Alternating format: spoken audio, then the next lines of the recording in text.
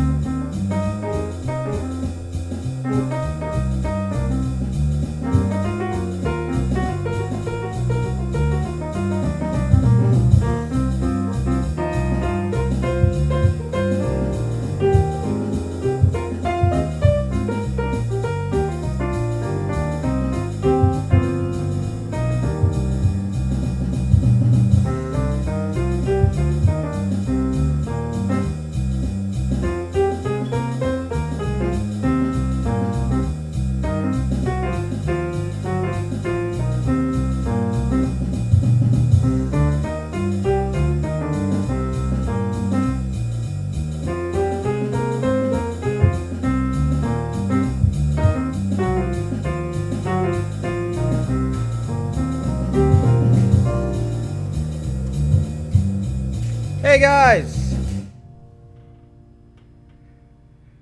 Well, hello there. And thank you for listening to my brief tune while we wait for people to show up. Hold on, let me configure my devices here. Very interesting day. Very interesting day. So I didn't think I was going to make it to the broadcast, but I guess I managed to, because I was caught up in kind of something interesting.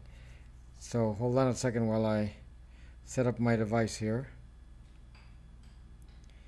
Yes, something interesting. So we were eating at a restaurant at a mall, and there was a shooting. So we're not near the shooting, but they closed down the mall, and they said we can't leave the restaurant. So and the only way to get to our car was through the mall. So we're like trying to figure out what to do. So anyway, I have posted a comment that we might be delayed because I had no idea how long it would take for the event to clear out. And in any case, it did clear out, and then we were able to go through the mall and exit. But it was just one of these We're not near where the shooting was. I mean, it looks like it was at the other side of the mall, but it was just interesting. So we were like walking out of the restaurant, and the server said, like calmly and almost like not no big deal. She just said, "Oh, you may not want to leave right now because there's a shooting." Like really calm. Like it's not like don't leave right now. There's a shooting. No, you may not. You may not want to leave right now. There's a shooting. And it's like, yeah. Then we went to the doorway and we saw. I guess they evacuated the mall, so all the people were outside, and so yeah. So anyway, so we sat down and continued drinking whatever remaining drinks were at the table. Then I just checked every so often, and 30 minutes later, I guess it was, I was checking Twitter, and there were some comments on Twitter about shooter in custody, and then somebody said there was no shooter, so I don't know what the heck was going on. So anyway, so that's the story for tonight. So that was disruptive, and then I came home, and then my internet's not working, so I'm connected to my phone, and my iPad here is connected to a further Wi-Fi device. My Wi-Fi that's right next to me is not working, but the computer that's broadcasting to you is wired, so we shouldn't zucking care about that. We're okay. So somebody else left a comment on YouTube. And said, "What is all this zucking business? What is this zucking all about? I thought they're not, cussing is not allowed on YouTube." No cussing. There's no cussing on my scope. Remember that. No cussing on my scope. So we do not cuss here. We just say zuck, which is a kindness. It's like saying hello, Mr. Zuckerberg. Zuck you, Mother Zucker, which is saying hello, Mr. Zuckerberg, and hello to your wonderful mom. So that's what that means. So in case you're wondering what all that zucking is all about, so we don't swear here. So zuck is just zuck. And if you watch my broadcast and please go to Urban Dictionary and upvote the description, the top description there for what the zuck, and it's on the top, and upvote that. I haven't told people upvote that in a while, but go in there and upvote what the zuck, because that's whoever posted that mentions me by name. So, well, not by name, but by website, because I own whatthezuck.net. So please upvote that. You can even do it right now. Just go Urban Dictionary, search for what the zuck, and click on it while you're watching me. Would appreciate it. And if you're watching on YouTube, please hit that smash that like button, folks. Smash that like button. If you're hello Mama Goo, hello Starlight. If you're on Periscope, please subscribe to my YouTube account and follow or subscribe to Rob Braxman Tech, where you will get the videos that you do not see on Periscope or on Twitch. So if you want to see the videos, and there's a lot of them.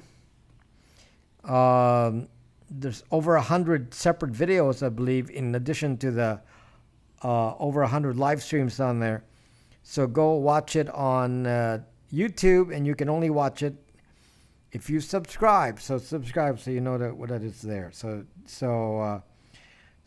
there you go. So guys, zucking, watch my videos on Zucking YouTube. And yes, after every broadcast, I confuse the algorithm, so they turn off the monetization on my broadcast until their AI says, "Oh, he's just saying zuck. He's not cussing." And then they remove the monetization lock. This is every zucking time I do a live stream. Every single time. They just do it every day. So anyway, thank you guys. And yesterday I reached 2,500 subscribers on YouTube, and we're on our way to being at 3,000 subscribers in October. So we'll be at 3,000 in October. So keep plugging along here. Thank you for your support. I really appreciate it. And for those people on Periscope watching right now who were extremely quiet, not saying a word, please subscribe to the YouTube channel once you know what I'm talking about. Today the topic is about the surveillance infrastructure. I told you about this yesterday, and I'll repeat the story. So my brother came to my house. My brother came to my house yesterday and said that he had two, not one, but two Ring devices. Two Ring devices, and he said, "Oh, Ring, yeah, that's owned by Shaquille O'Neal, Ring." So I invested in two of them because I'm fond of the Lakers when he was with the Lakers. So I said, "Are you fucking kidding me? Ring is not owned by Shaquille O'Neal. Ring is owned by Amazon. Ring is Amazon." So in case you're wondering, yes, why do you think that Ring responds to Amazon Echo? Ring is Amazon, folks. So you have to understand the connection here. If you get a Ring, you're saying, "Oh, this is part of my Alexa Echo family of products. I'm just going to enjoy putting this in my house, and I'm going to put Ring on here, which is going to be connected to Alexa." So if you love Alexa, you're going to love Ring. Okay? Now, for those of you who follow me, I'm teaching you not to ever put Alexa in your zucking house and not to put Ring in your zucking house. And we're going to talk about that tonight. How come am I missing something here? Is there a problem on Periscope? I don't see a single comment. Does it even say, is there a bug? Not only do I not see a comment on Periscope, I don't even see, now it's stuck. I don't even see any, there we go. There we go. Okay, now it's coming out.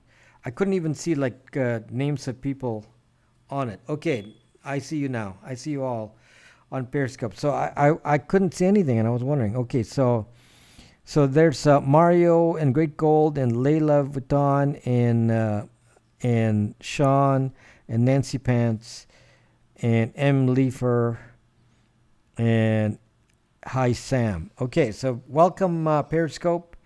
And like I said, if you're watching on Periscope, make sure you subscribe to my channel on YouTube so you get to know what I'm going to talk about. I have a dash cam that can see other people's cam across the world.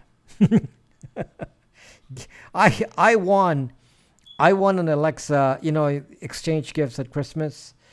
The gift I got was an Alexa Echo. I said, "Duck." So I get to exchange it another time. And my brother got the Alexa Echo, and now he has, he said he doesn't run the Alexa Echo, but he has two Ring cameras. So what is this with this Ring business? In case you've been looking at Amazon and looking at a lot of the ads, you may have seen all these ads related to Ring, and it's promoted very, very heavily in social media and every place else. And the strange thing, and this is the part that you need to hear about,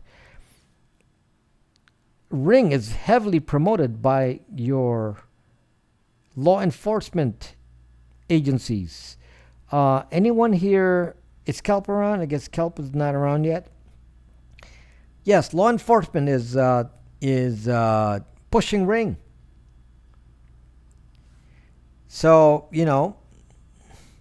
it kind of, by the way, I sell alarm systems like this, and a security camera just like Ring, which doesn't have the zuckiness of Ring.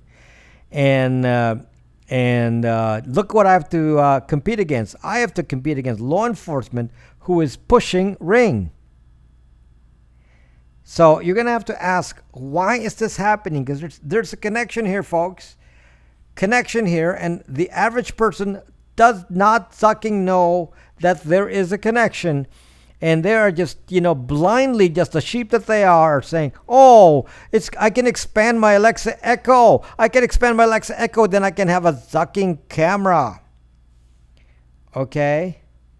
Well, let's talk first about what Ring does. Ring is a kind of a stupid system if you think about it. It's a surveillance camera that's supposed to go on your door.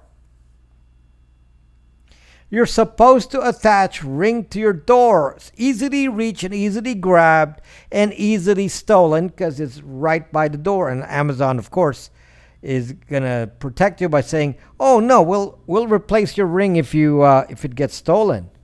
We'll replace your Ring if it gets stolen. That way you don't realize the flaw. So yeah, we'll replace it if it gets stolen. So don't worry about that." So yes, Starlight, they will in fact know. Yeah. So the Ring that is being installed in your house has actually been featured in a bunch of articles, like some sort of thing that happened in was it in Pittsburgh? I can't remember what the event was, but was it a beating or shooting or whatever it was? It was somewhere in the east. I thought it was Pittsburgh, and they had the evidence from a Ring camera, and then everybody's applauding and saying, "Wow, this is awesome! My Ring is a witness. I better put Ring on my door." So, can you imagine now that everyone puts Ring on their door? Well, folks, the reason that the law enforcement agencies in your town, the police and so on, the reason they want you to install Ring is because Amazon promised them access to the Ring database. Whatever the camera is taking and the videos and whatever that they're loading on Amazon, the law enforcement agencies and who knows what else in three-letter agencies or whatever government agency can access the zucking recordings from your zucking cameras. Exciting stuff. So let me just make a note here for you. As many of you know, the UK is the most surveilled city in the world. There's a camera in every block. Government-sponsored cameras. There's a camera everywhere. And other companies in Asia are following. I heard that the Philippines, Korea, they're all copying this and more. They're putting cameras in every corner. They think this is a great idea. So, and you're saying, wow, well, that's really bad. They're going to put a camera in every corner in China. They're going to put a camera in every corner in all these countries. And here in the U.S., they don't put a camera in every corner. So we're not as bad as the UK. We're not as bad as the UK, Tony. We're not as bad as the UK. We don't have a camera in every corner. We're just going to have a zucking camera at every door. We're going to have a camera at every door sanctioned by the government. With the government getting access to the camera at every door, every time you walk in and out of your house, you're going to be tracked by there's the Starlight. Not at every, you have big blocks in New York. Now we're talking every zucking door. They're promoting you to have zucking surveillance with Alexa so they can listen in case you forgot the memo here or you didn't see the memo. I'm just telling you right now that Amazon Echo is recording you and listening to you. I don't know how many times I've said this. I don't know how many times I've said this. So now you're taking a walk in your neighborhood. You're taking a walk in your neighborhood, and all these people with ducking ring on their doorway is also taking a picture of you. Now, if this were a private security system, I would think about this a little bit differently. But no, the information on the doorways that are taking photos and videos of everything that moves in the neighborhood are going to Amazon. Yes, Tony. Don't agree to that part of the agreement. So how are you going to use the product then? Let me just read the comments here. Will Ring be a good idea for drug dealers? UK ain't no city. Americans. What does that mean? UK is not a city. London is the city. How do I get one? I want to be under 24-hour surveillance too. I saw Fitbit watch can control Amazon products. Getting more scary. Target practice gift. Yes. So what else did I miss here? So anyway, this is. Can you imagine that? Again, it's kind of like this. Years ago, people said, we don't want any kind of recording of our conversations, so we need to have a law that prevents people from wiretapping. So there's wiretapping laws in America with very potent wiretapping laws in most states, and you can't even, you're not even allowed to record any phone conversation because of the wiretapping laws. So for something that was very important a few years ago, today we willingly put a listening device in our house. And I've already told you how Amazon Echo works, and I'll repeat it for those of you who just don't understand how Amazon Echo can listen to you. I'll repeat the story for you, but I don't know how many times it's said in the news that words I'm proven right, and Amazon admits, yes, we do have recordings of you on Amazon Echo, and don't worry, we don't listen to it. So now this is not the case with the Ring camera. They actually made an agreement with law enforcement. In fact, this is the agreement with law enforcement. You'll see this in various articles now. The agreement with law enforcement is we'll give you access to the facial recognition database as long as you promote Ring. We'll give you access to the facial recognition database as long as you promote Ring. So now your videos and photos are going through Ring and being centrally recorded at Amazon, where they have the facial recognition AI. It's part of the Amazon Web Services. Even I can implement facial recognition anytime I have a photo, and I can even put it in my app. I can say, okay, well, put facial recognition of your photos as part of a normal thing in any app. Anyone can integrate facial recognition now using the facial recognition database and AI of Amazon, and now that is built in. So now that photos coming in from Ring and videos coming in from Ring are going onto this database and are subject to the facial recognition processes of Amazon, and they agreed to give free access to that. Well, I don't know if it's free, but they agreed to give access to that to law enforcement and perhaps three-letter agencies as well. It depends on I don't know why they would skip out on three-letter agencies. They're offering it to law enforcement, and now that they get access. And no wonder now you say, well, how come the law enforcement people are pushing Ring? Because then they could say, well, we can look for crime, and we don't have to install a camera in every corner. We're basically doing it on your dime and on your use of Amazon. So when you use Amazon, by the way, then Amazon can also verify delivery because, they see Ring. They also have these opening door devices that can open your garage get into your house and do all these little tricks that they do, and all part of the surveillance apparatus that's being made. And we are willingly accepting this, folks. This we're saying, hey, this is cool. We can do this. This is all acceptable, and we don't have to worry. Guys, I'm very, very concerned about this because I don't even know whose house to go into. Even if I walk down the street, who does Zuck has ring?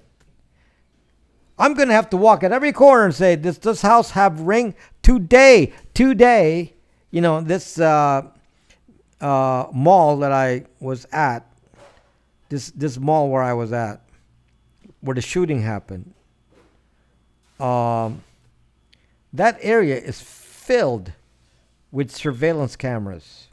Filled. In fact, I'd have to take an alternate route just to go into this place. I have to take an alternate route just to avoid the cameras. There's so many cameras, it just gets on my nerves. I'll take a long route just to avoid the cameras. I don't need them to know that I ate at this restaurant. I don't need them to know that I ate at this restaurant. And yet they know every time I cross this intersection or intersections, they know it. So just to repeat the story I've said some time ago, a family member got a ticket at this corner. Yes, Tony, I'm a paranoid man, so let me just tell you my paranoia. A family member got a ticket from this corner. The ticket was based on facial recognition. It actually identified his face. He did not own the car. He got the ticket for being the driver. He did not own the car. And it was my car. And the ticket did not reference me. It referenced the driver. And the only way that you know is because they send it to you with your face on it. They actually show the photos with your face on it. And it was captured by the machine, the cameras on the street. The company that handles the ticket for you, that gives you the ticket for whatever they perceive the violation to be, is collected by a third-party contractor. There is no police involved. There is no policeman involved in collecting this data. These are the cameras contracted by the city, and you should know this because this is in many cities, and whatever things they catch on the camera is sent to the corporate headquarters of the company that does this. Simon Pickup used to work for one of these companies. All you know, Simon Pickup. He used to work for one of these companies. And they collected this data, but he did not know they do facial recognition. They then take that data and then they send you a ticket. And then if you argue about the ticket, then it goes to the court system. If you do not argue with a system, they take their cut, like 50%. So this corporate surveillance company, is making money off the surveillance. It's going into their databases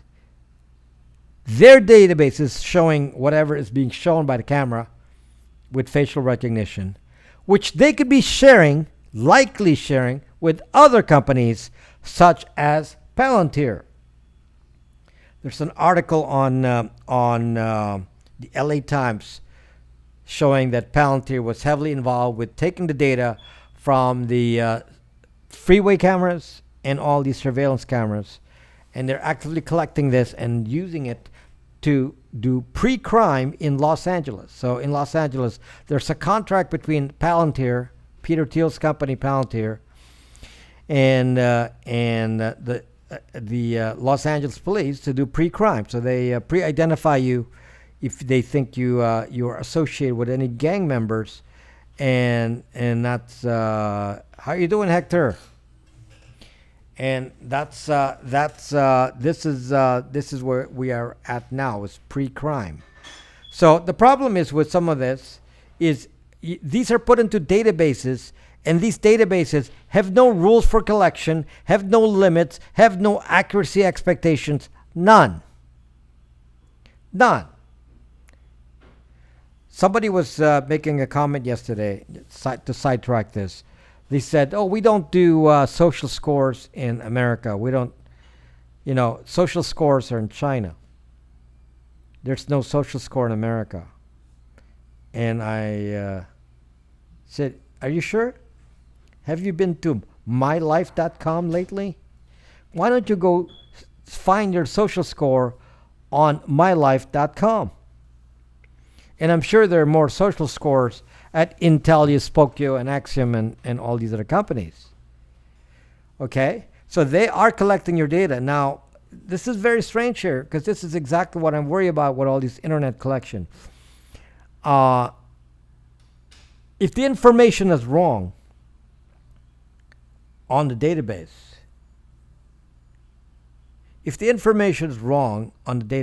such as it is on mylife.com, you have no ability to correct it at all. No, it has nothing to do with credit. It's a social score. No, it is not related to credit. It's a social standing score.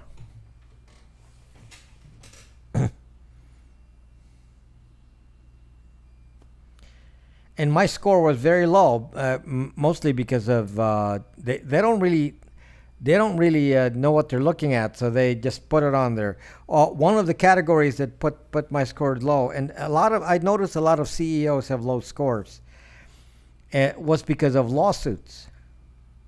So if you have a lawsuit, mine was even lower. I think I had a 2.7. No, I'm in a corporate world. I'm involved with a lot of lawsuits in the past. Either as a witness or a party to the lawsuit, meaning what do you call that when you're the one suing? Because I was the one suing. So that goes. So it comes out on the mylife.com that court incidents.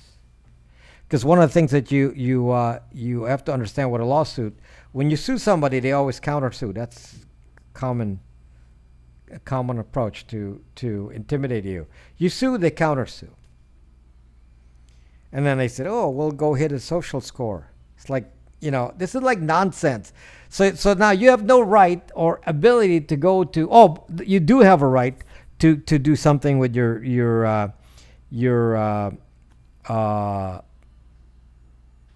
records on mylife.com. You can pay them. If you pay mylife.com, you can get rid of your record. You have to pay them. So this is what we're dealing with, because people like Kelp says, "Oh yeah, let's have all these cameras that track our lives and see where we move and see where we go." And then, oh, by the way, you happen to be walking by the strip joint. We have evidence, because we have a camera there, that you walked by the strip joint. So you must have gone into the strip joint, so we're going to ding your social score. Oh, we saw you at the doctor's office. Now, you may have just been dropping somebody off, but we don't know that. But so we're going to take the thing and say we're going to ding you on your health score, because if you were at the doctor's office, now we know your location, so we know also where you are, and we can track you that way as well. So this is the problem with this. It's like a credit rating without a way to complain, without a way to say that information is wrong. There's no verification on the sucking internet. There's a danger to this kind of collecting of data, and now to be doing facial recognition to the company that has a facial recognition algorithm. How about those of you who are using Google Photos? I can't believe people walk around with their sucking Android and saying, "I'm going to save space. I'm going to save my photos in Google Photos," where Google said They're doing facial recognition on your photos, and you willingly put your photos on Google Photos. Even Apple is doing facial recognition on iCloud. They've said this, although they said they're only going to release it by recommending it to your friends that are in the photo.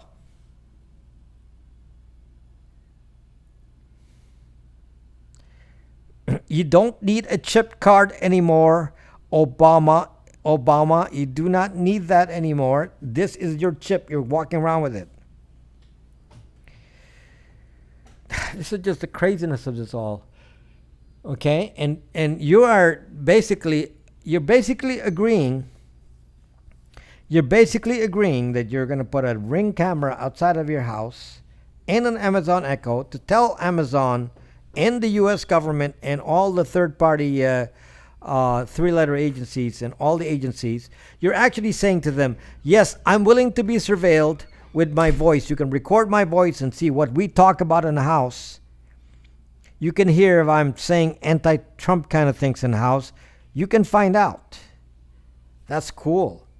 Then I have a camera, so my comings and goings in my house will be known to you because I have a Zucking camera at my door. And it doesn't have to be my door. The Zucking camera is facing my neighbor's door, so you can look at my neighbor's house too. So it doesn't matter what you're looking at. You can look at my house, the neighbor's house. You can track anybody all around.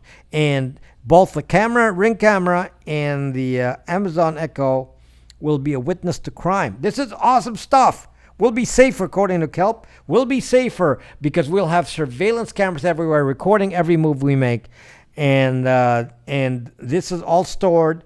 And without the necessary impact of context, we don't really care because they don't care about context. We don't care about context. So we don't care about that. So, people, please, I don't know how many times I'm going to tell you this. Do not get any product from Ring. Do not get any product from Amazon. That's Amazon Alexa Echo. Do not put on any Google Nest or any of these products that are controlled with centralized databases at your house. I am coming up with solutions to give you alternatives. This is an alarm system that I made. And I have a security camera system that is not connected to these fools, where you can have security. I do not put a camera inside your house. Don't connect this Zucking cameras to the world so that you can have centralized databases going to these companies.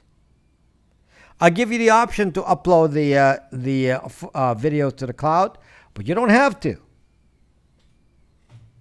And it's not shared with anybody else. You don't have to. And this is how Amazon makes money twice.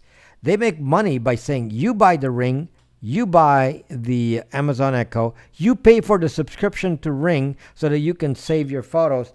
And then we'll make money by charging the law enforcement agencies to use the Zucking data from the videos, which we happily share because that's our contract with the law enforcement agencies. So you see this in the news. Go look at the news about Ring and look at all the agreements they have with various law enforcement agencies to promote Ring. So you keep hearing a lot about Ring because they want to promote this. And because it's to their advantage to have more Zucking surveillance. Can you imagine the people at the CIA and the National Zucking Agency? They're like, clapping every time that Google, Apple, Microsoft, and Facebook do something, and Amazon. They're clapping their hands like, yay! These companies are working for us willingly. They're working for the industrial surveillance infrastructure.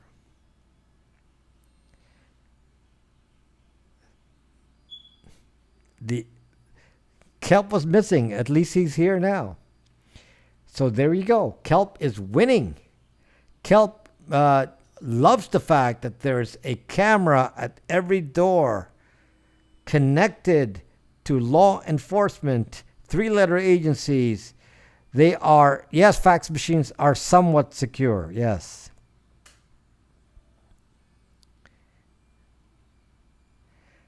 Just twitten. Anonymous is a honey hole for the feds. You mean a honey pot? Yes, Kelp, because you were going to skip my broadcast, and yes, we were talking about you because you just love this. You just love this. So now, because Kelp says, we're not like China. We don't have social scores. And I just beg to correct you. Yes, we have social scores. Contractor-based social scores. Contractor-based pre-crime. Contractor-based facial recognition. Contractor-based voice recording, contractor-based voice printing. All of that is part of the infrastructure of the Zucking U.S., which is more surveilled than Zucking China. Please buy my security systems sour shoes. Yes. So one of the reasons I'm doing this broadcast is to explain to you why I made these security systems. So this is the one of them. Maybe Kelp will buy one because it's not connected to the. He may not want this because it's not connected to law enforcement. This does not ring law enforcement. You have to call your police station if there's a problem. So let me show you an example of my security system. So this one, there's a computer inside, and this works very, very simply. It's a radar-based alarm. And the reason I built this is not because I'm trying to. I actually built this as a response to Ring. I wasn't planning on doing this. And then when I saw what they were doing with Ring, I said, we need an alternative. I can't have every person out there installing Ring at their home. They need an alternative. So I made a security camera. So I have my own camera outside. There's my camera system running on an app. And where I can see it has high HD video, wide angle, looking at my outside. And then I made this device. So look at what this does. This is a radar motion detector. Alarm sequence initiated now. Okay, so then I put that there.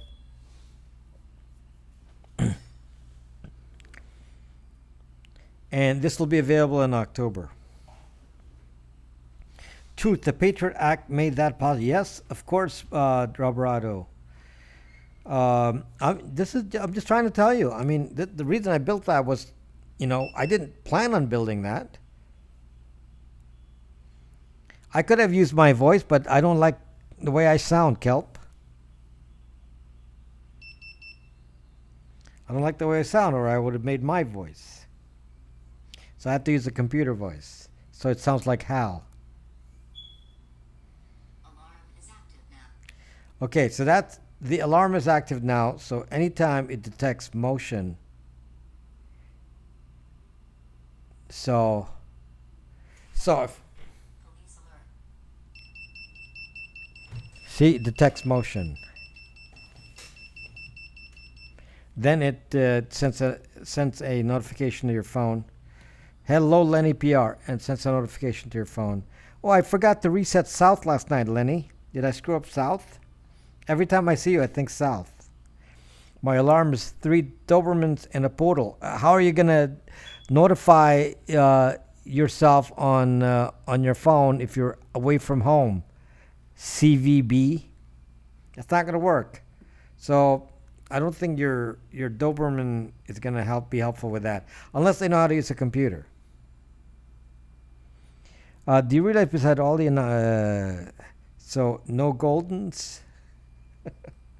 So anyway, this is just an example of how I've tried to respond and say to you that we can't have Alexa. This is why I have put voice on here, which is really in kind of a response to Alexa. I really wanted Alarm sequence initiated now.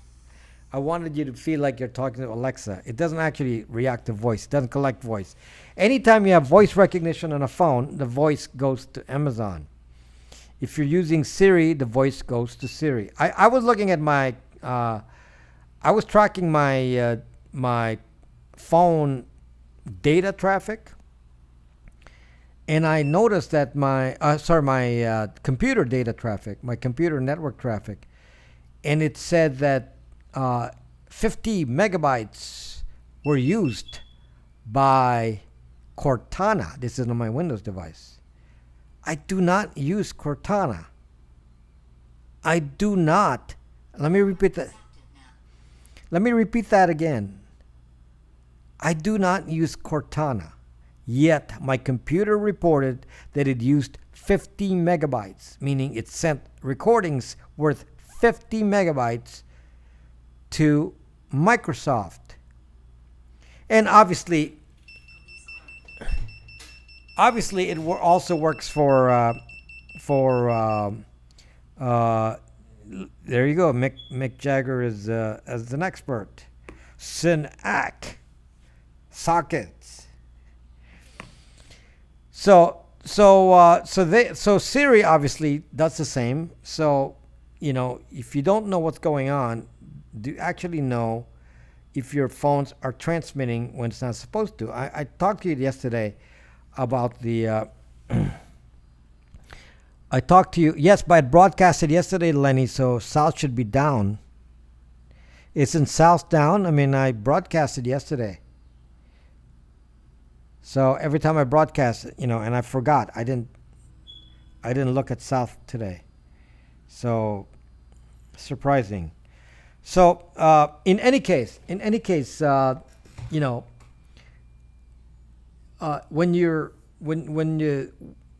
when you're not using your devices, do you actually know what happens with your device? Are your devices actually doing things without your knowledge? Yesterday, I talked to you about SIM jacker. So let me explain what SIM jacker is again. By the way, you can see every time there's a movement in here, the radar detects it. The alarm isn't on. It's a green light, So every time it detects any kind of movement, mostly big movements, it doesn't really, if you move your finger, it's not going to detect that. You have to kind of cross it, so that's not going to do it. You have to. It is okay. Okay, Lenny PR. Maybe one of my little tricks is working already. So, because I don't really have a chance to test it, I'm so busy. So anyway, SimJacker, one of the attacks in SimJacker is for a law enforcement agency. Now, mostly SimJackers, the SimJack attack, the Sim attack that I was talking about yesterday, is mostly a capability of someone in government. I don't know which entity, but let's assume some three-letter agency has the power to control the SimJacking attack, because that's what it was made for. Kind of like a remote version of Stingray and a simpler version of SS7. That's another kind of attack, very, very similar to SimJacking. So apparently they can do this. They can send a message to your phone to turn it on. So they can send a message to your phone to dial, let's say, somebody at the three-letter agency. Then they can listen in. They can listen into the conversation. For example, they can make it dial Google Voice, a Google Voice phone number.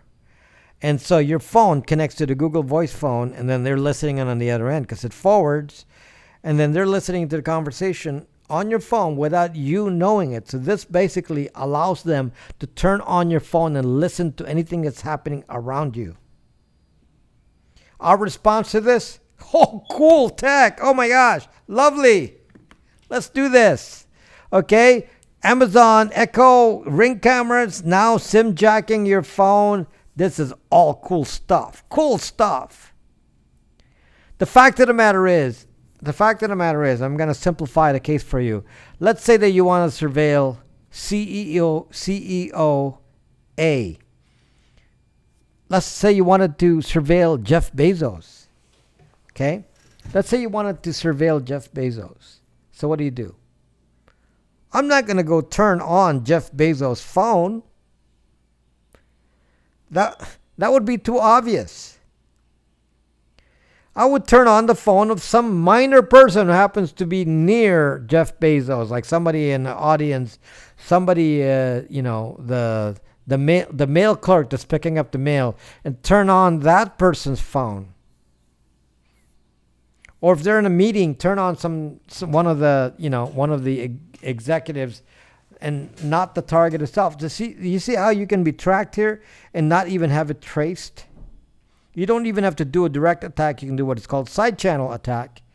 And all you have to do is call the phone using this SIM jacker, and then have it call you, and then while the phone is on, you can listen into the conversation.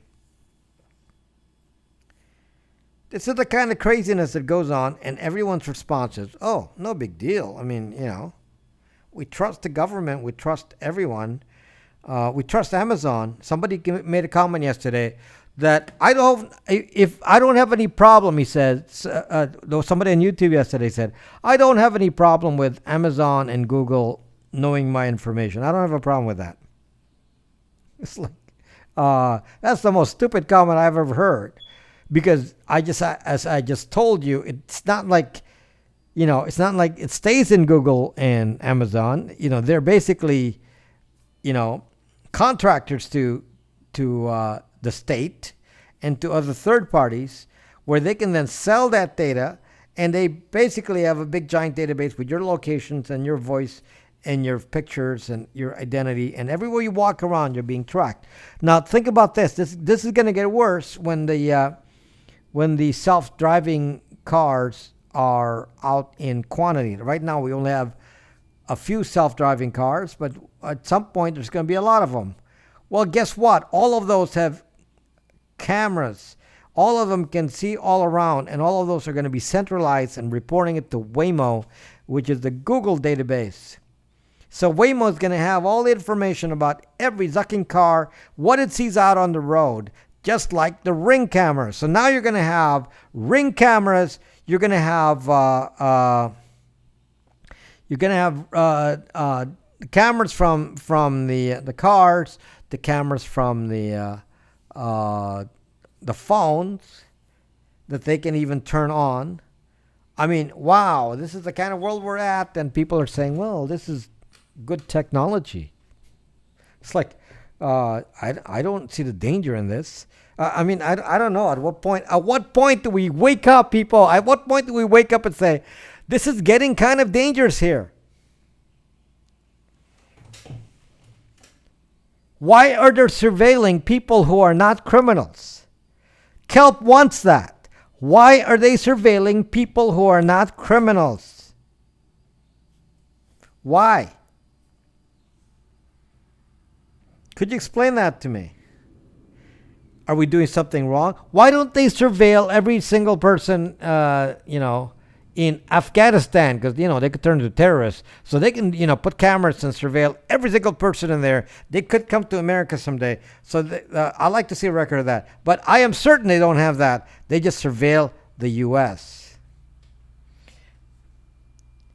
It's crazy. They surveil Americans more than any other a group of people in the zucking world. We are more surveilled than in China. A communist country, and we're surveilled here more. Crazy. Amazon jets. What are the Amazon jets? Oh, you mean the delivery jets, or is that some sports team? I don't know what Amazon jets are. There seems a slight delay between the audio and visual here on YouTube. Okay. Wonder why. Well, we're not going to try to figure it out. Sometimes it does happen.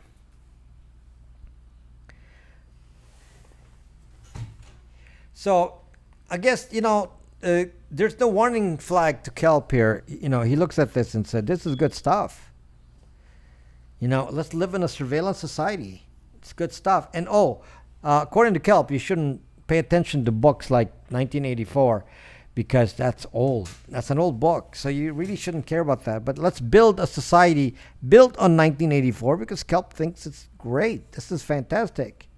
He actually even said one time that he would be willing to have a roadblock every block to go check you out, so they can go do a search. They can. He said, "Yep, this is cool. Let's do a search, random searches at every block, because it's good."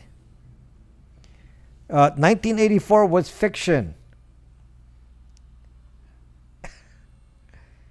1984 was fiction, according to Kelp, and yet a lot of the stuff in the book connect to reality. TV's listening to you. Things surveilling you from a centralized place, Big Brother. These are common now, and Kelp's like, "Oh, there's nothing in that book. Yeah, there's nothing in that book. Oh, cameras at every corner. I mean, the sophistication of the technology goes beyond 1984. We are now beyond 1984, and we're agreeing to this, and we're saying this is really, really cool. Let's do more of it.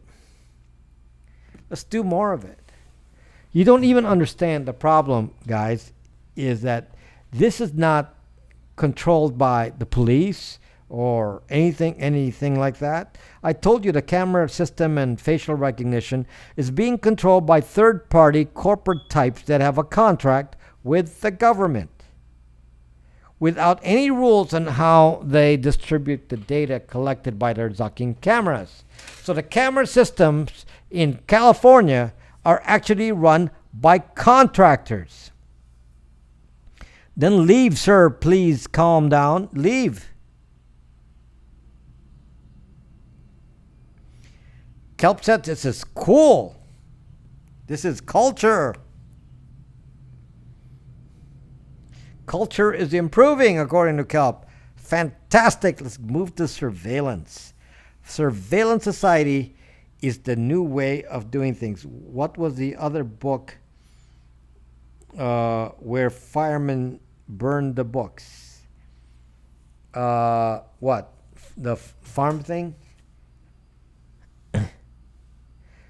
What did you just say, sir? Please calm down. You just said that, you don't believe me because of my alarm. So don't believe me.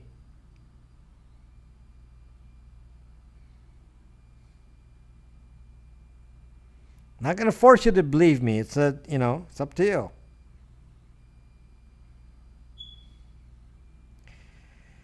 So, yeah, I got a stack of them right here, right next to me.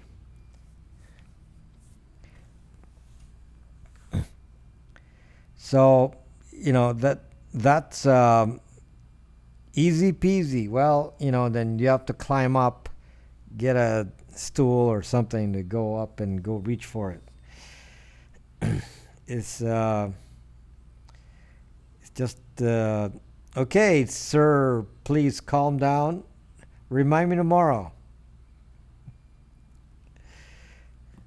So anyway, this is really, really frustrating to me that we actually buy into their story, and here you are. Many of you have Ring. Who has Ring? Raise your hands if you did fall for the hype and you got yourself a Ring camera.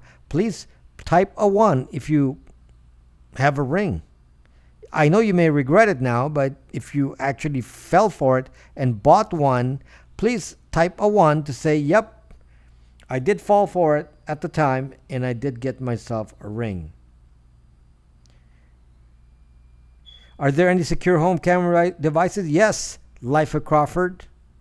Yes, I made one. We're making the case smaller because we fool can't complain about the size of the case, so we reduced it to this size, and it's we're preparing a case right now, so I can't show it to you because we changed the case. So I know some of you will not admit that you got a ring, but my brother admitted it. He said he had 2 rings. My brother said he had 2 rings. Maybe he didn't see my video yet. I need to make 2 ring videos. I mean, ring videos, and then he can actually understand what he's actually doing by putting a centralized database of all the comings and goings at his house into the Amazon database. Your device can't be compromised. No, it cannot be accessed from the internet. Do you hate on only Ring or Nest and all other Blink types? Yes, sir. Sir, yes, I hate them all because they're all controlled by these companies that are collecting our data. Any company that's doing mass collection of data, like Google Nest and so on, they're all Simply Safe. Will tie you with Simply Safe is not Amazon. But Simply Safe is not. I actually considered over. Simply Safe sends me an email every day. Simply Safe sends me an email every day trying to sell me Simply Safe. And Simply Safe is another one of these systems that are kind of not that useful. It's based on Simply Safe is an indoor alarm system. And the alarm system is based on a camera. And I told you not to put indoor cameras. Okay, so Simply Safe is an alarm system for indoors to get you to have a subscription with Simply Safe, so you pay them every month for 27 bucks a month or whatever it is. You pay them every month, and then you have your camera indoors. What is the point of the camera indoors? The camera should be outdoors, so you have a way of knowing before they enter. So you have a way of looking at patterns and predicting things outside the house. Okay, this is all you need inside the house. This, you don't need Simply Safe, you need this. Alarm sequence initiated now. That's it, and you don't need to pay them every month. That's radar. Put it in a big area, and you can actually cover a very, very big area with it because it can cover all the windows and doors. There's no way to get into the house without tripping the radar. So Simply Safe is not, to me, is not all that useful as a system for indoor, since it's an indoor-based system only. So yeah, and they've been trying to sell me Simply Safe over and over, and then I said, and I have a lot of alarm systems that I had here, and I built something better. So I paid the money for all these alarm systems, and I'm learning that the subscription plan is kind of useless because when your alarm fires, you actually have to. They actually call you on your phone and then ask you for your password, and then basically to know if they should call the police or not. I mean, if they're gonna do that, I can call the police myself. I got the alarm. So I won't ever get a wedding ring. I won't even get a wedding ring. Come on, Blacklight. You already. I don't like the facial recognition. All the cameras and deep fake makes it worse. Can be superimposed into any video at any time. Create fake evidence. Yes, Roberto. That's why we love Bitcoin. We don't want any trace. That's why we like crypto. We like to be, independent types like crypto. I evicted my neighbor a few weeks ago. Nest Cam came in handy, recording her erratic behavior. Yeah, you can have your camera. I sell a camera system. but it's your system with your data, not data you're sharing with Amazon and third party organizations and government contractors. This is the problem, folks. It is not your data when you send it to Amazon or Google. It is not your data. It becomes their data. So I do not understand why you would connect your house to Google Nest so that Google knows if there's someone in the house or not. A centralized company that is tied to three-letter agencies that know everything that happens in your house with sensors. And you're actually saying this is super cool. I mean, the amount of sensors around us and counting the phone, my gosh. Kelp's always coming up with an excuse. Kelp is always coming up with an excuse. And so, it's like, oh yeah, we shouldn't really be caring about this. Yeah, we shouldn't worry about this. We should worry about other things. By the way, I wish I can get the attention of people just like the climate change strikes that happened over the weekend. I mean, can you imagine that all these people are aware? Millions of people aware and are saying, we were going to do a climate strike. But if I said, let's do a privacy strike because they're changing the world under us, around us, and no one would go on a strike. You see my problem here? You see my problem? So they can control the news. So they basically said this is a one issue. This is a one issue deal. One issue deal. The issue of today is climate change. No other issue can ever be put up there. So one issue deal. Okay? So the issue of the day, so all these Democrat presidential candidates will just say, oh, that's the only issue. We're going to talk about climate change. So guys like me can't talk about anything else because, hey, your topic is not important. It's not on the list because climate change is going to, kill us all in 10 years.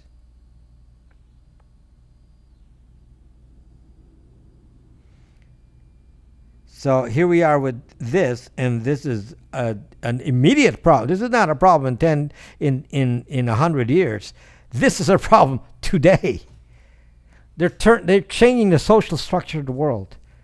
They're changing the social structure of the world. The world's social structure is being changed in a way that the young people have no idea. They really have no idea that with these devices, they have changed the social structure of the world in an irreversible state. That if some bad guy like a Hitler comes around in the next 100 years, if we ever get somebody as bad as Hitler, which we've had those kinds of people. If we have another one like that, and they come into this generation with all the surveillance, oh my gosh, this is irreversible. And you're going to say, well, I guess, they're going to kill all those people who are, don't think the same way as the dictator. I guess they're going to get killed. And, and Kelp's going to say, well, we don't care about that. Kelp's going to say, we don't care about that because, they must be criminals. They must be criminals because they, if the dictator says they're bad people, there must be bad people. So let's all put them in jail because no one can talk against the government. This is the government this is the society we're creating now. You cannot go against the whatever is traditionally said. You cannot go against that because if so, then you will be marked. And you're being tracked so you can be identified and they'll hit you in slow ways like a social score and then they'll hit you in big ways after that. And people are saying, well, we don't really care about this. This is not important. If you can't see it, you'll do nothing. This is a psychological phenomenon. Your brain has the habit to hide every harmful stuff. Homeless person, dictator, global warming. The young people will have no reference point because they have never grown up with the data privacy that we've had, making it easier to trivialize it because they will have never known its value. I don't think the news is fake. They'll put you, if you think the news is fake, they'll put you in a cage. Yeah, Kelp refuses to read 1984, which is it's very fitting because 1984 is all about fake news. 1984 is more than just a Big Brother story. It's about how people can be manipulated by news that somebody can control. I have first personal experience with this. I have personal experience with this, having lived in a dictatorship where the news was actually filtered by a government agency in charge of the news. So there was somebody in charge of the news, and if you said anything against the government or against a dictator, they will strike that out of the news and then put you in jail. So no journalist that was against the government ever survived. They were all in jail. If you were a journalist speaking against the government, you were in jail. So, Kelp trivializes this. Apparently this will never happen in the world. And these systems that I'm talking about are world systems. They are not US systems. Facebook, Google, Amazon, all these are world systems. And they have implemented surveillance system for the world. And our response is Kelp doesn't ducking care because he said this will never be a concern. What? Never mind. I'm not going to go use words describing Kelp because it's kind of a waste of time. It's a waste of time. I think it will happen, but not by force. No, you'd never really cared, Kelp. Come on, don't change your story unless you're suddenly seeing the light. Come on. We know you're like Kelp is like saying, oh, the average person isn't going to care. Well, they don't, yes, but you yourself didn't care. So what's new here? So this is the kind of I'm hoping is maybe seeing some light. I don't know if Kelp is seeing the light. I mean, maybe it's just Kelp is just being devil's advocate at all times. And more you'll fight it, more the limits between the truth and reality and the fake stuff will be blurry.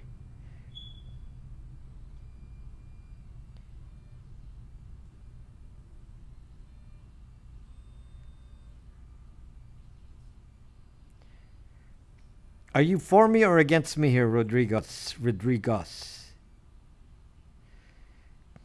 I'm trying to interpret what if you are saying this in support or saying that to contradict. Sounds like you're supporting. It's already well underway. Look at the.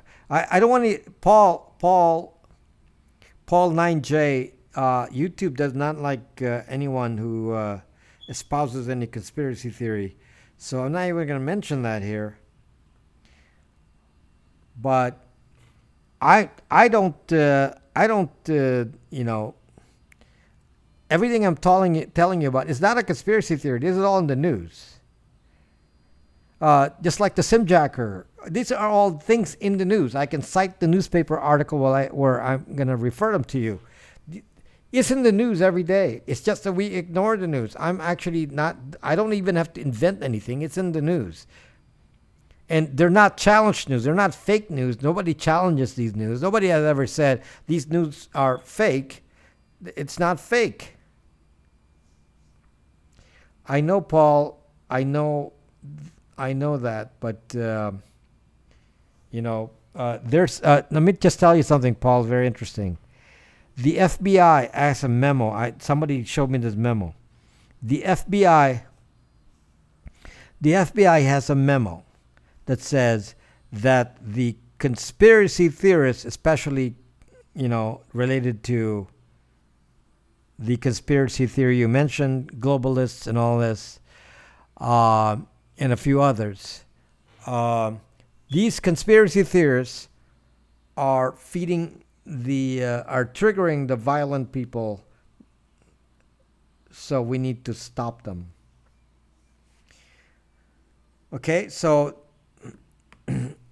not the exact words of the memo, but in basically saying we need to do something about the conspiracy theorists, and they listed what is included in that, which definitely included the anti-globalists on there, and they actually put a category in there and said, well, we need to deal with these people.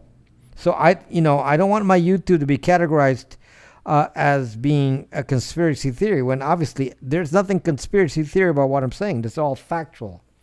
When I talk about cybersecurity things and things that happen on your phone, this is not a conspiracy theory. These are mechanical things, and I'm telling you, your device.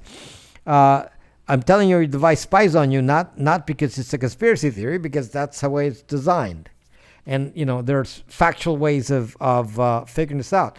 I'm gonna tell you just a little cybersecurity thing, kind of to sideline this into a slightly different direction, so you understand the stupidity of some of this.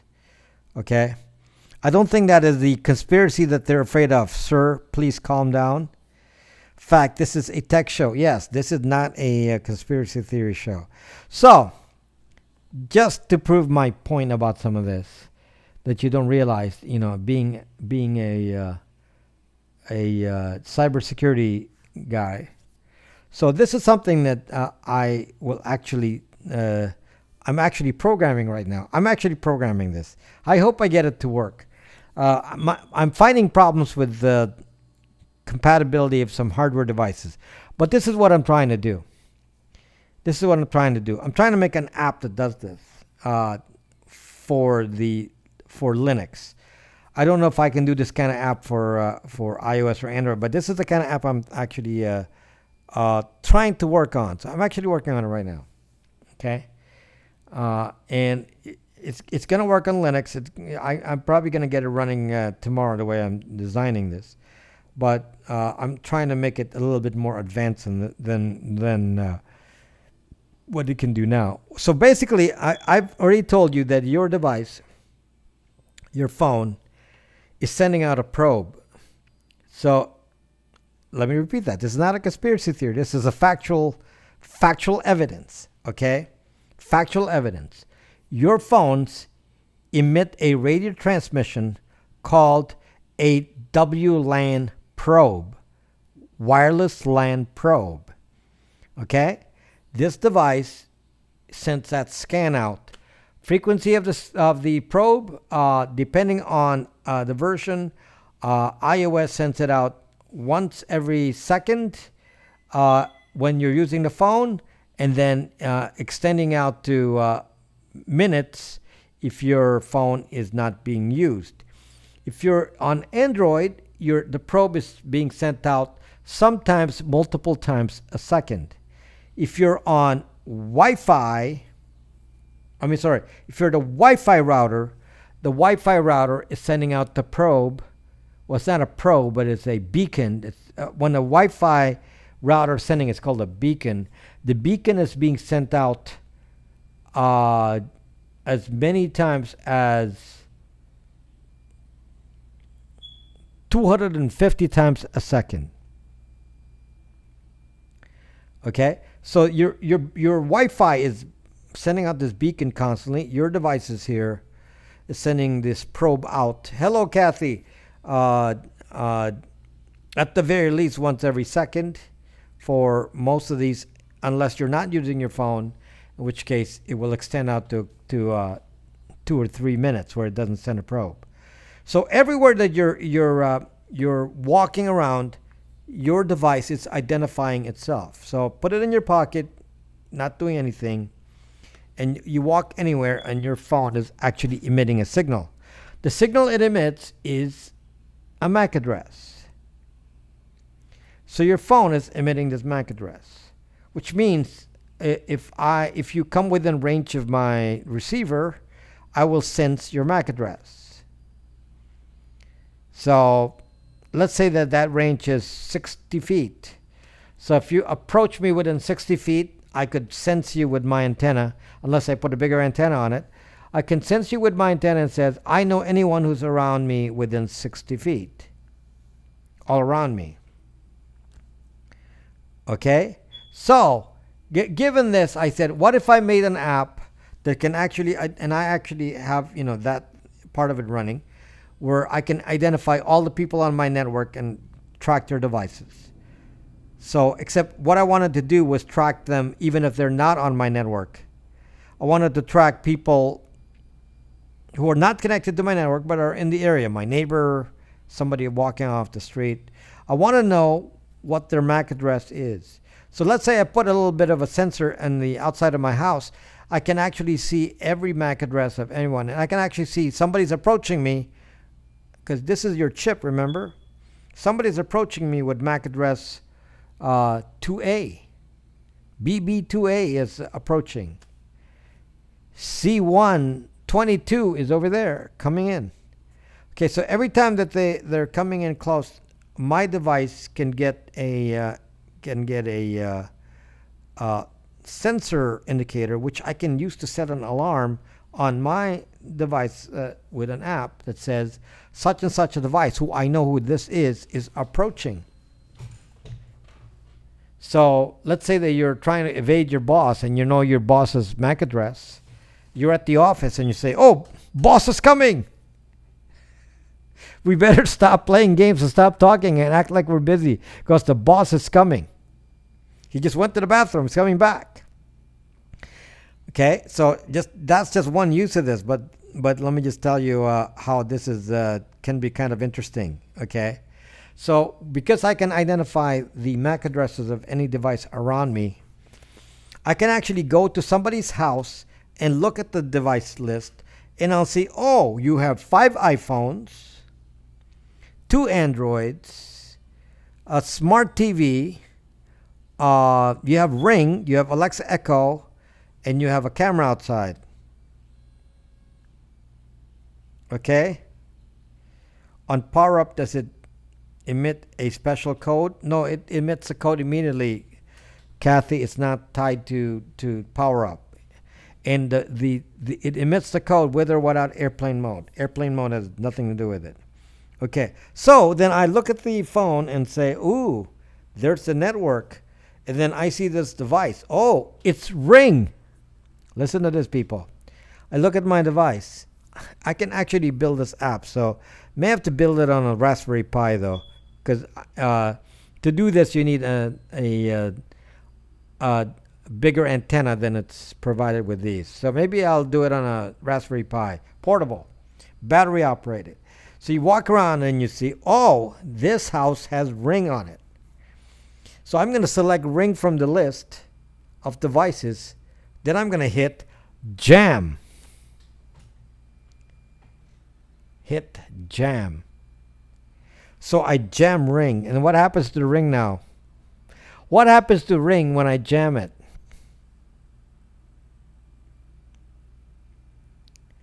Well, obviously, you can do whatever you want because you just turn off the sucking camera.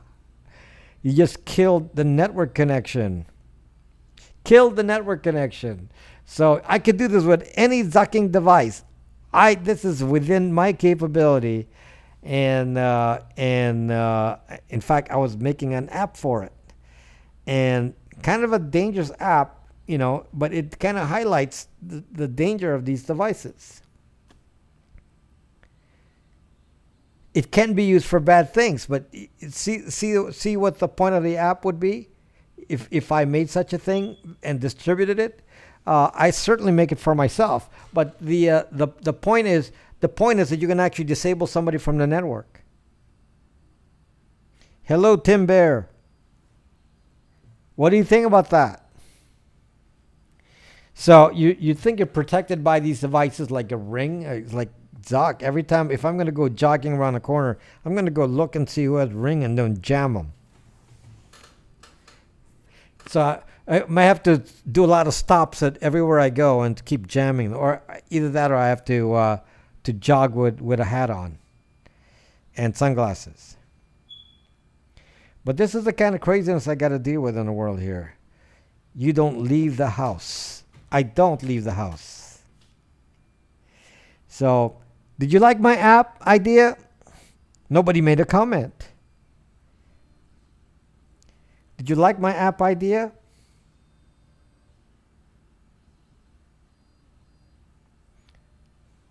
That's correct, Angel. That's correct. You got that right. Yes.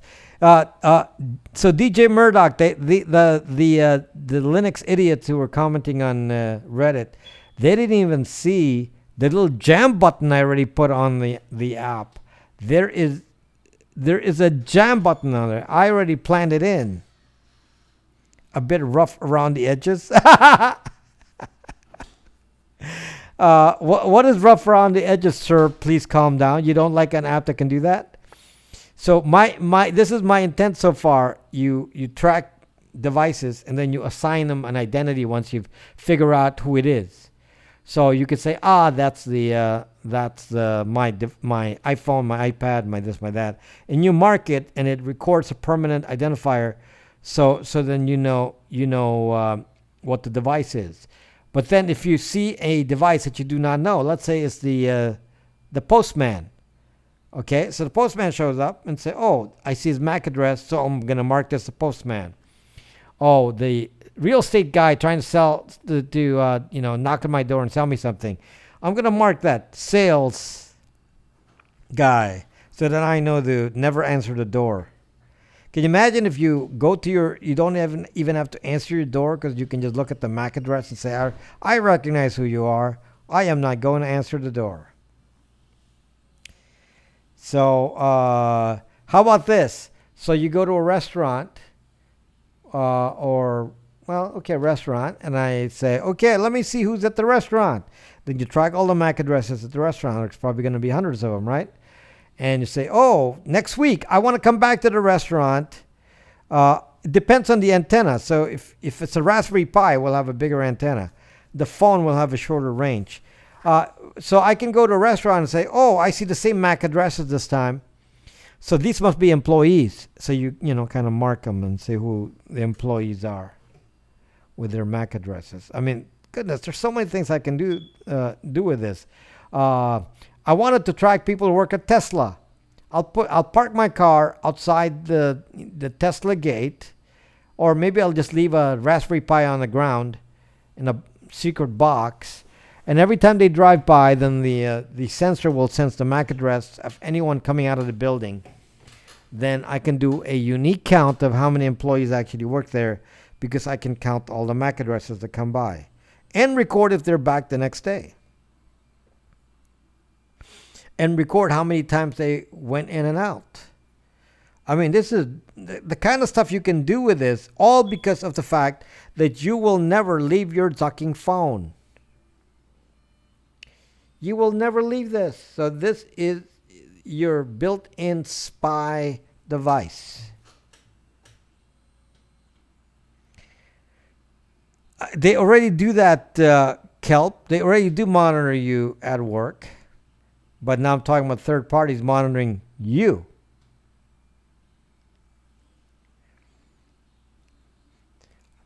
So it's like Kelp is just like, come on, Kelp. You got to be more intelligent than this.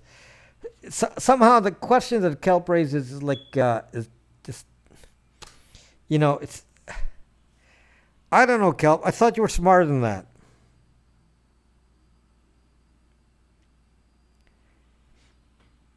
So the manipulation of the stock market with the Tesla case happened because a third party tracked the location of the people who work at Tesla. And they found out by the number of devices that are in Tesla plant, they figured out the number of employees. Then they used that by graphing the number of people. They were able to determine that the number of employees were growing at Tesla, which answered the question, could Tesla meet production goals? Because they had to ramp up like 30% staff in order to meet the production goals. And somebody said, I want evidence they're actually ramping up the production. And the way they did that was paid somebody to track the locations of all the phones and get an idea of the number. and then tracked that number over time, sold that information to the investment firm, and then when the quarterly announcements came, made big bucks.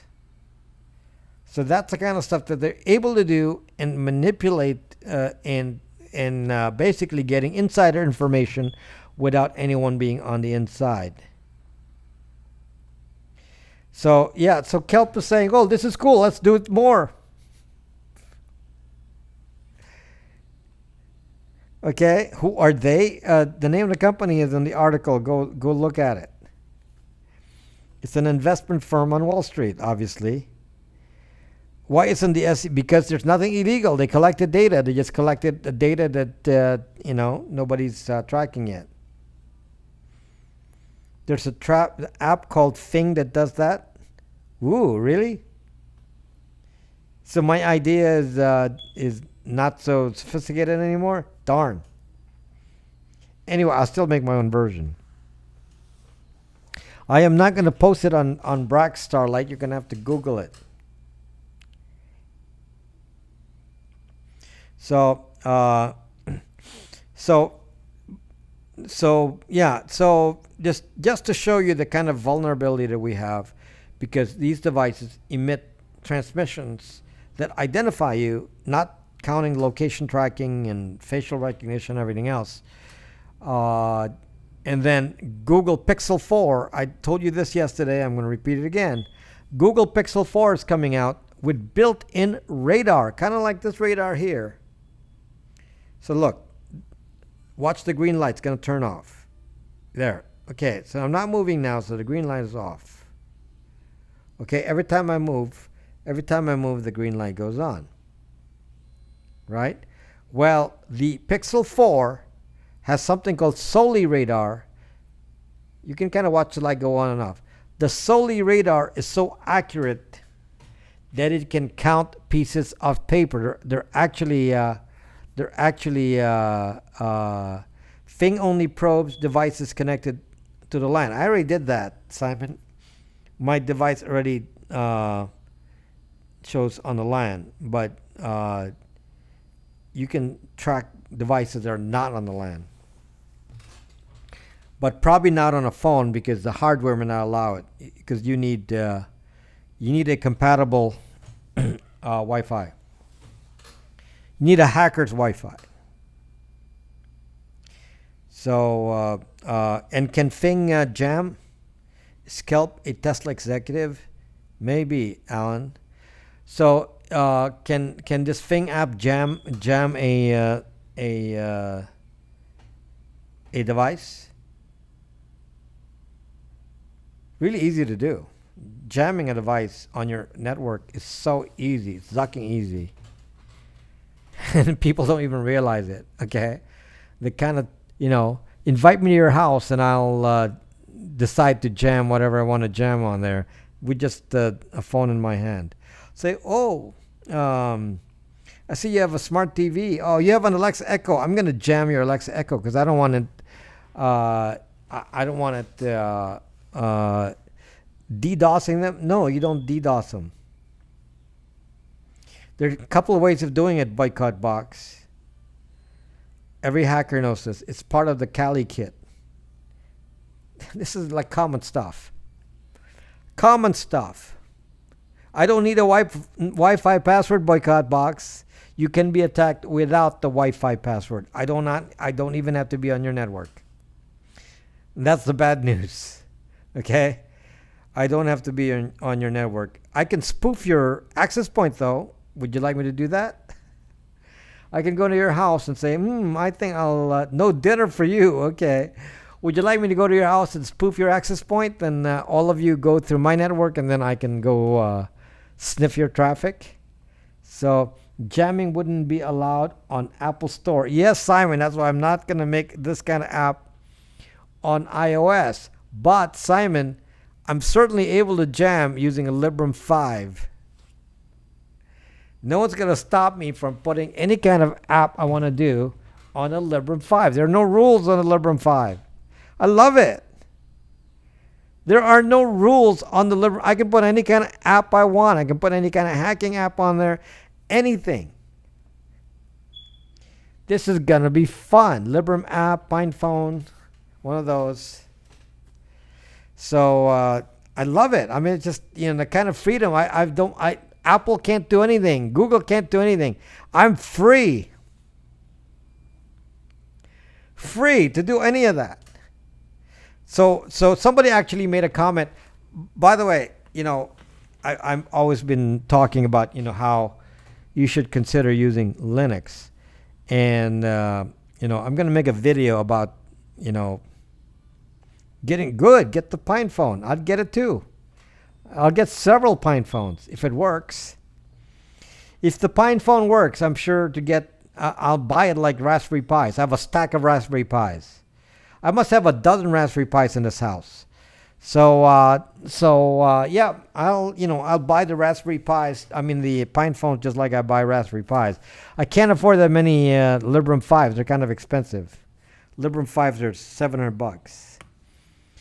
But I was able to. They allowed me to choose which batch I'm going to be in, and I said ABC, the first, second, and third batch. I said I hope they consider that because there are many people ahead of me. Since I only bought this here, so we'll see. We'll see if they push me up and say, okay, no one wants to be on the first batch. I will, because I can do this kinds of testing. I'm excited what I can do. You ever think about going to the dark side? No, Starlight, I do not do the dark side. No, I do not. Starlight, I will never be on the dark side because I could have done that long ago. Levin Mir, my friend. How are you, my friend?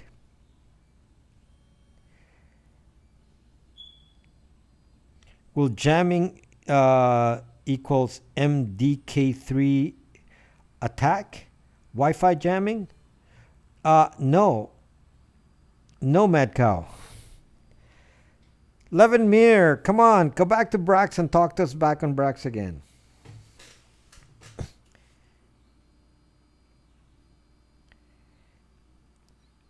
Something good, this app idea. Well, it's a.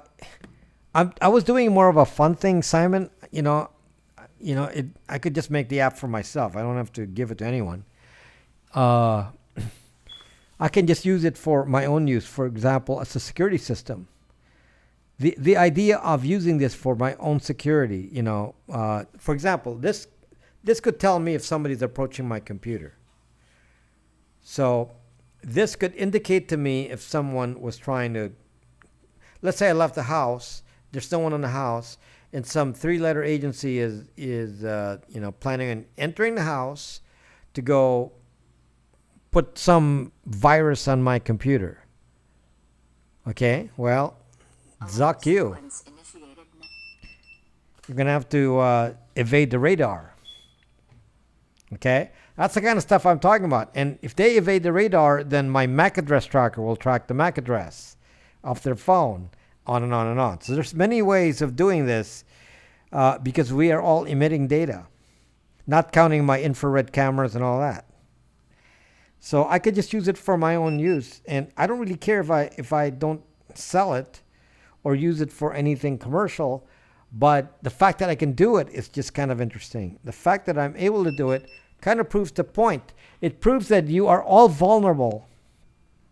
What I'm trying to tell you is not a conspiracy theory, that I'm actually able to do what I'm talking to you about, with the ability to control your devices and to track your movements with MAC addresses and all that is a known thing. I've been talking about it for years, but I decided might as well just prove it to you because you don't believe me.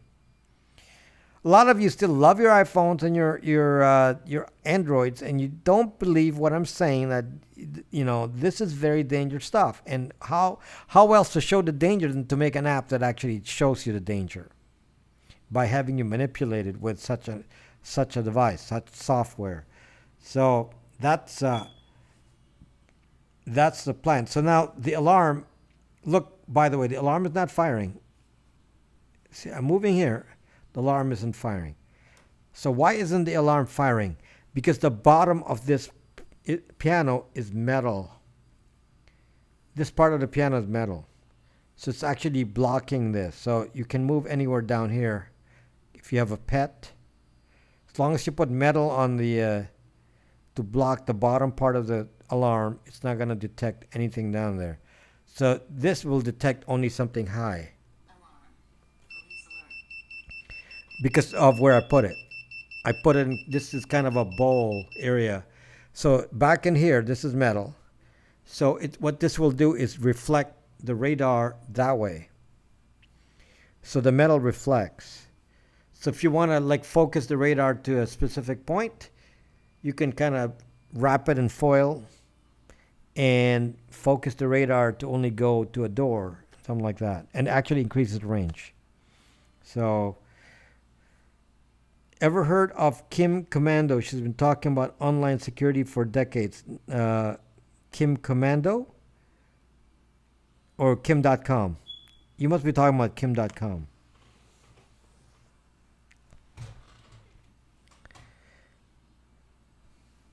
Yeah, Kim.com doesn't. Kim.com doesn't follow me on Twitter. I follow him on Twitter, but it doesn't follow me. So it's like, you know. Oh, there's an actual Kim Commando. That's a woman, not Kim. I don't know who that is. I don't know. I don't know who that is. I know Leo Laporte and Steve Gibson. I know Leo Laporte and Steve Gibson, and you should hear them talk about the sim jacking. It's like, compare what they say about sim jacking to what I say about sim jacking.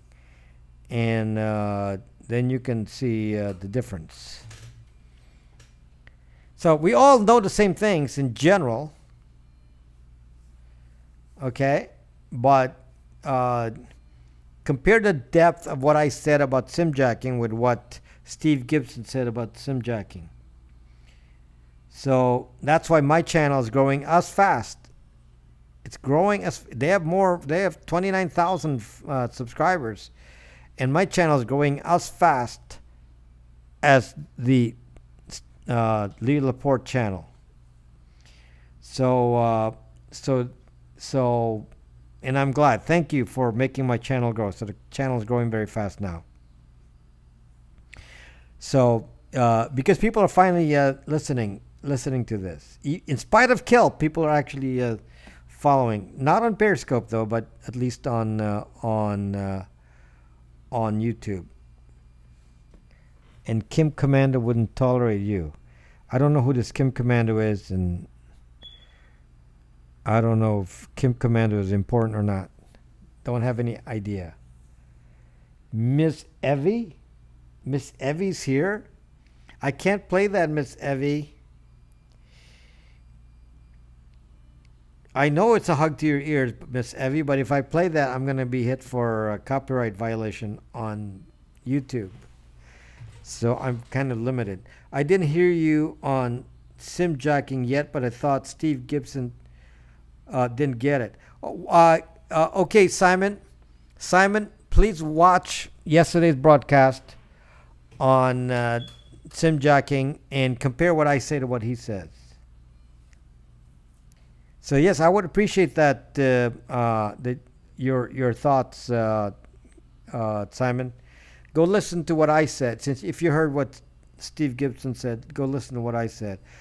They kind of hit it by reading the website, simjacker.com, which describes the hack. They're not really, they're not really thinking beyond what is said on the website. I'm going to tell you some of the issues, Simon. The sim jacking, which the ability to control your phone through sim jacking, is very, very similar to how your phone can be controlled by SS7. SS7 is supposedly a network access to your phone. But this is something that I've already known. Hackers have already known that you can send your phone something called a silent SMS.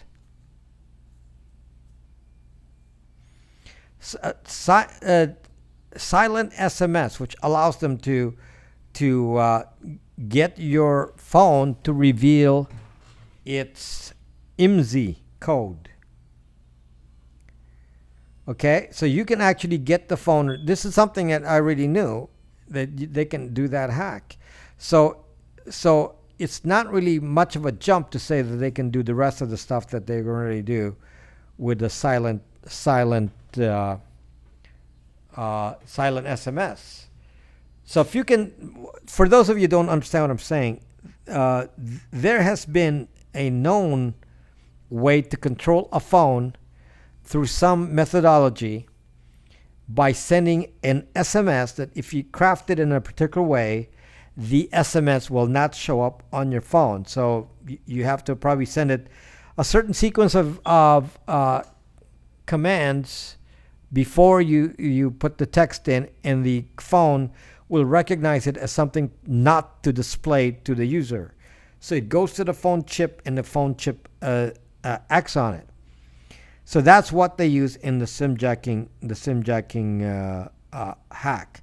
They're able to do that, send commands to your phone through SMS, but they can also send commands to your phone using something called SS7, which is a network channel that when your phone is talking to the cell tower, it sends data on one line and sends commands on another line called SS7.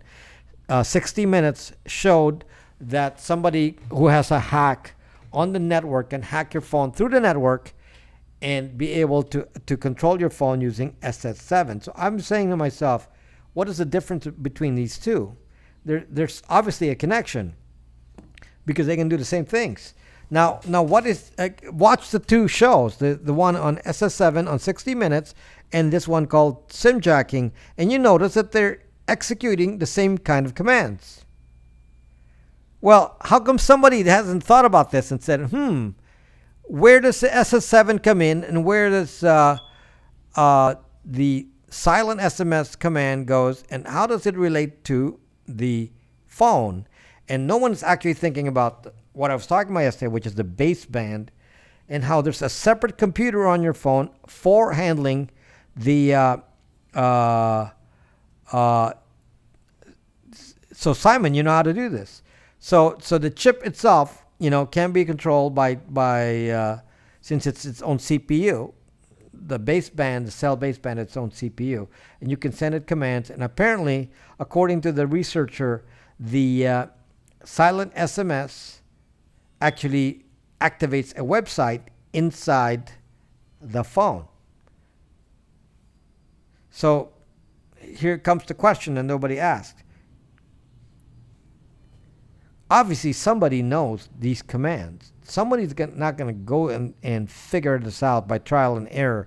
Somebody knew the API, or application programming interface, to interface with the innards of the Qualcomm chip to issue these commands. Somebody knew this because the government who hired this contractor to work on the SIM jacking was hired to do the specific thing to control the phone.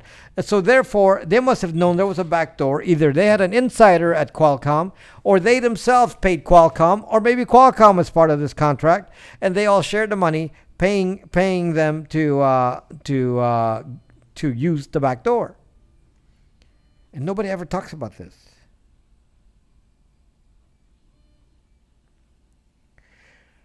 Steve and Leo were talking as if the SIM itself has processing capability. You can see the lack of either lack of knowledge or lack of interest. Okay, here's the other part. So the SIM cards are made by Gemalto, apparently.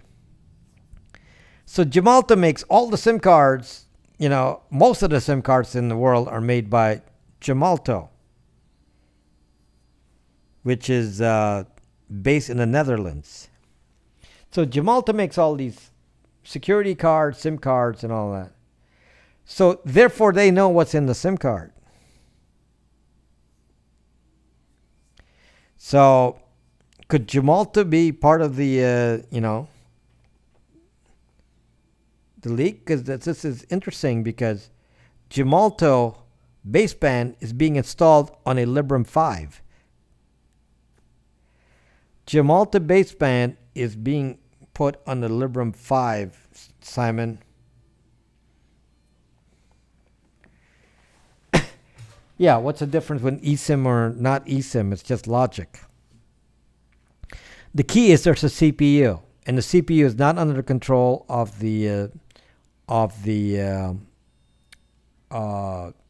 operating system for the phone. It's being controlled by some other firmware, which is its own CPU or coprocessor. So I was saying yesterday that your phone is made up of several computers. You got your main on an iPhone. You got your main A13 or A12 or A11 chip. Then on top of that, it has a secure enclave coprocessor A8 or A7, depending on the model. And then on top of that, you have a GPU coprocessor for the GPU card, the graphics card, just like NVIDIA cards have their own CPU in it. So there's a GPU, which is its own computer for the graphics. And on top of that, now you have the baseband GPU. And similarly, there's some sort of firmware. Is the Wi-Fi unit also its own little thing in there? We don't, you know, we don't actually know. One of the things that I told you that is very interesting that nobody cares about, is some of the stuff I talk about, nobody cares about. Your phone is transmitting a probe when your phone is in airplane mode. The researcher, I can show you the paper. Researchers tested this, and they put the phones in airplane mode, and they still found that it was still sending out a WLAN probe with or without airplane mode, which is exactly what I've been saying, that yes, you cannot stop it with airplane mode. Yes, Snowden knew this. That's why Snowden doesn't trust the phone, because he knows that he doesn't know when this is transmitting. So these independent researchers, started listening for the RF signal coming out of these phones and found out they were sending a signal even though you're in airplane mode. And people are like saying, I'm making this up. I'm not making this up.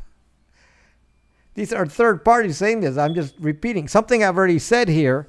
I've theorized, and every time I turn around, I'm always proven correct. Every time I've done this, I've always been proven correct. I've been talking about the fact that hello, Daryl from Kentucky, the stuff that I was talking to you about with the baseband. I was theorizing this, for a long time, and been telling you about, how they can control your device. And so now we get the SIM jacking thing. It's like, didn't I tell you that? And by the way, I actually don't know how it's done. But I have this big picture analysis. I know the big picture of how the technology works. They can only work so many ways. So you look at the chip and how it works. And in theory, because computers are so dumb, I look at it and I say, there's got to be something else. Like, what does a secure enclave do? You don't have to tell me what a secure enclave do. I can already pretty much gather that it has a flash memory to keep the security key on there. So the secure enclave, it's got to be a place where they keep the security key that's tied to your phone. And it must create a unique number. Now, did anyone tell me this? No, but logic tells me if I'm going to program it, that's how I would do it. I would make a device that creates a unique number, maybe based on a timestamp, which you can do. Create that and then use that to generate a key, and use that key to say, okay, I have a unique key for this phone that you can't break. And then I attach that to your PIN code, and the PIN code now is stored also in the secure enclave, and the combination of the two will make your phone unhackable if you have an Apple device. Okay, makes sense. That's exactly how it works. I didn't even have to know that. I knew how that works. So yes, please, sir, calm down. So if people are saying that I'm getting inside information and I know this, no, I actually don't. It's just the way I analyze. It's just the way I analyze, technology, I understand how you have to do it. This is why I knew that Facebook and Google and all these guys are spying. It's one of the reasons I said, how does Alexa Echo, a small device that's less powerful than a Raspberry Pi, how does a small device do voice processing for voice recognition? I'll tell you my understanding of this, just so you understand that I knew that it's impossible for the Echo to process voice on there. I knew this because way back in the day, Kurzweil, ever heard of that name? This guy named Kurzweil? So way back in the day, I used the software from Ray Kurzweil, because he was in that business, to do voice recognition. So I bought some hardware. This was PC cards that Kurzweil made back in the day, and I had those. Not anymore. I mean, they're not going to work anymore. Too old. But way back in the day, he had those voice cards that used for voice recognition. I knew the amount of CPU it takes to do voice recognition. Even in later years, even when you use software like Dragon, and you used it with a big, giant PC, and with all the power of the PC, it was still very, very slow in doing voice recognition because it required a lot of power. And you're telling me that this little Amazon Echo cheap computer is supposed to now be able to do voice recognition. And I'm going to tell you, BS. That's not how it works. It cannot be. That is not possible. And guess what? I knew it was impossible. So then I go into the documentation from Amazon. It's out there in the open. So I go look at the programming instructions for it. And sure enough, you send all that the Amazon Echo is doing is just sending the voice recording, which is simple. Takes a recording of the voice, sends it out in low resolution audio, the kind of the lowest resolution you need to send, and sends it to Amazon, and the Amazon big machines will then interpret the voice recognition and send a response back to the little Amazon Echo. So Alexa doesn't need to do any kind of serious processing. It just records. It's basically like a radio. It listens to the environment, sends the signal, and forwards it by radio to Amazon, and Amazon then says, okay, this is what you said, and then sends a response back to the device as a command and says, say this. So then the Amazon Echo device is able to speak. Well, I can make the speak. This is not a big... Alarm sequence initiated now. It's not, you can make any Linux box speak. It's not a big deal. Okay, making it speak does not use a lot of CPU. Voice recognition, just like facial recognition, uses a lot of CPU. And so I knew then that that Alexa Echo had to be spying on you. Had to be, because it has to record your voice. Same with your Siri. That's why Siri doesn't work when the network is down.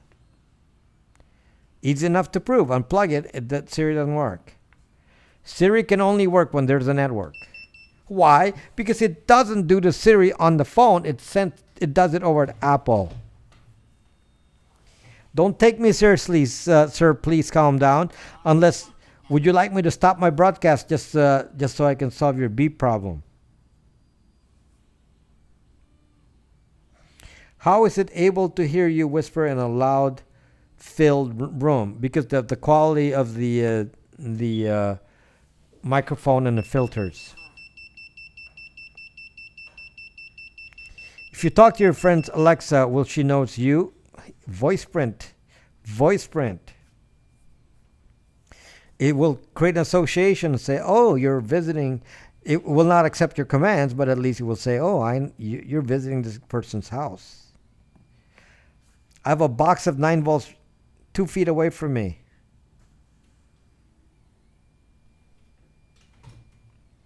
You can make the Kurzweil voices sing. Do you have a Kurzweil keyboard? So Kurzweil also made keyboards. So, yes, I'll terminate my broadcast. Sir, please calm down, and then you don't have to worry about it. No, I'm not going to come back. If I terminate my broadcast, that will be it. Then see you next week. So, so that please calm down here. Keeps complaining about the. So yes, I will turn my. I'll turn my. I'll replace the battery and get offline here, and then you're done. You're solved. So anyway, uh, guys, I told you there's been a lot of stuff that I'm talking about here. There's so much information, and it's kind of frustrating for me because my channel and what I talk about is hardly ever paid attention to. I don't really get a lot of reach here. My channel is growing a little bit here on YouTube, but it's new. I've only started this in January. And so it's all new stuff, and it takes a long time to reach people and with a new message. So let's spread the word, people. The beeps are a bit up. Seriously, I yelled at my roommate because he couldn't hear that. Hear them sing. V Summers, you can't put a link on can't put a link on Periscope. I'm not going to be able to to do anything with that link. You should have put words or something to search for. OCR, I once typeset an entire manual with a Kurzweil scanner reading from an OCR element on my IBM. Yeah, so Kurzweil is the guy who... Kurzweil is the guy... You can't click on Periscope, V Summers. Kurzweil is the guy who wrote the book on the singularity. And he now works for Google. So Kurzweil is very old now. I mean, he must be in his 80s by now. And he still works for Google trying to, he predicts a singularity. And Google predicts a singularity coming up in the next 15 years or so. Okay? So there you go. That's Kurzweil for you. So anyway.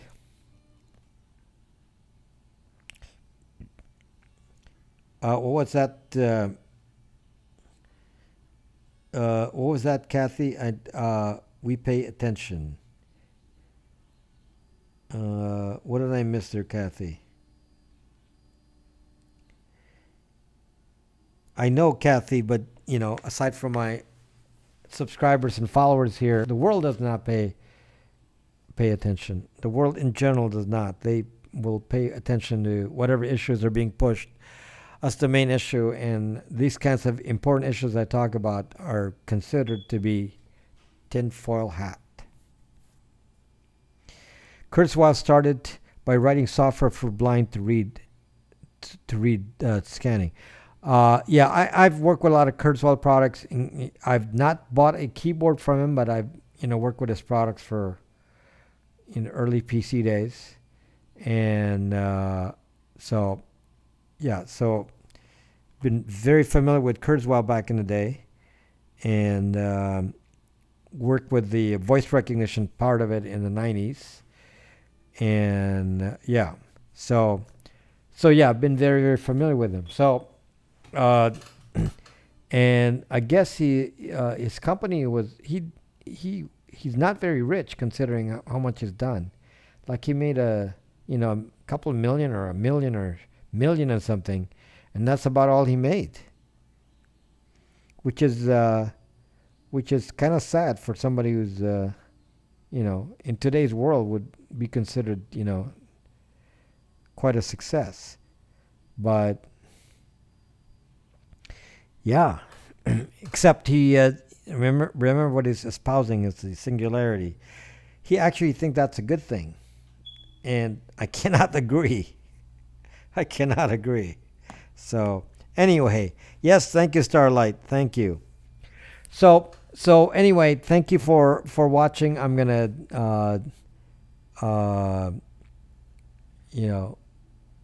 make a bunch more videos this week, and I want to make a video about Linux, zucking Linux.